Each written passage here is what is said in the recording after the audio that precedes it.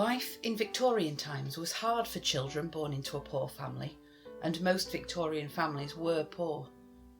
Many families would have as many as 10 children all living together in a small 2-up, 2-down house.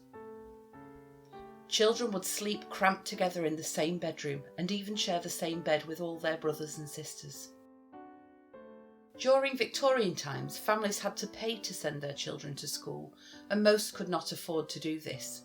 As a result, most children had to go to work from the age of 4 or 5 years old.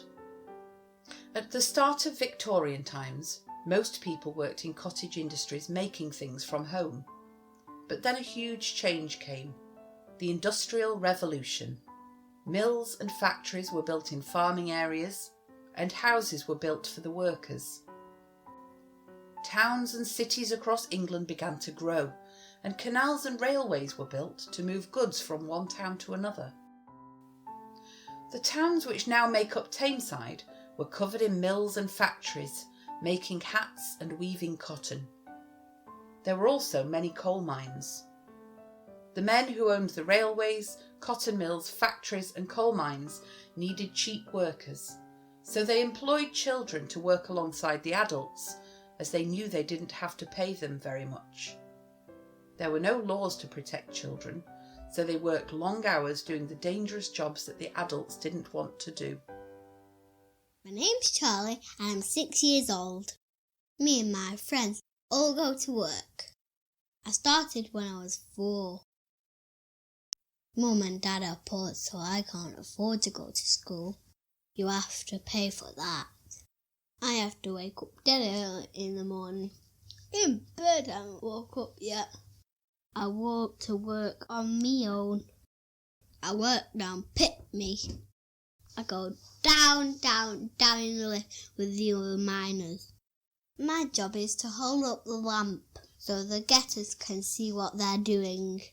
The getters are big, strong men. They smash their pickaxes against the coal. And little ones like me have to shovel it up and load it into the trucks. You have to be careful though. You don't want to get too close and get a pickaxe down your heel. I take my lunch with me. My mum makes me a pack up. I have to leave my crust though. That's where I hold my butty. And there's coal dust all over my hands. Coal dust gets everywhere. It makes us cough and cough. It's dark and scary in the mines. And you have to listen for the shout. Gas! We keep a little yellow canary in a cage. If it dies, it means there's gas in the mine. That could explode. Bang! If that happens, we run. We get out quick. When I get bigger, I want to be a hurrier or a thruster. They push and pull the trucks of coal along the mines. And they get paid more than me. At night, I come back up in the lift and walk home on my own in the dark. Sometimes I dream of working on a farm like my cousin William. He moans and said it's hard work, but at least he gets fresh air and sunshine. He has to feed and muck out the pigs, which is a smelly job. Sometimes he has to search the fields for big rocks and move them out the way of the plough. He collects the vegetables when it's time for the harvest.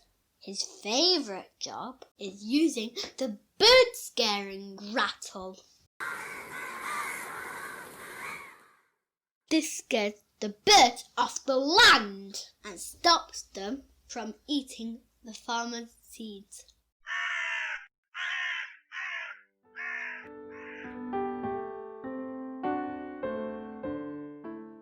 My name is Florence and I'm 15 years old. I've worked all of my life. As a young girl, I used to help Mother around the house with the chores. Then when I turned 5, I was sent to work in the cotton mills. The mill was a hot, noisy, terrifying place to work. Each floor of the mill had rows of machines called mules which spin the cotton. The mules were hammering and banging, clunking and clattering, hour after hour, day in, day out, on and on and on. After years of working there, many workers go deaf, some even go crazy from the constant noise. I was luckier than most. My father worked hard for our family, and for that I'm very grateful. He earned enough money so that when the rent and food and coal for the fire were paid for, there was a bit of money left over, just enough to send me to school so that I could learn to read and write a little, and to sew. This gave me a way out of the mills, a chance many girls never get. When I was 12 years old, I got a job as a maid working for Mr. and Mrs. Walker. They've got a beautiful posh house in the countryside. I start my work at 5 o'clock in the morning and finish at 9 o'clock at night. That's 16 hours every day. Even on Sundays. Now, if I still worked in the mill, or I worked in a shop or in a factory, I would have Sundays off. Sunday's the Lord's Day, you see, a day of rest.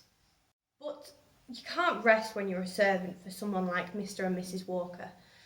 They still need their meals preparing, beds still need making, floors still need scrubbing, so there's no day off for me.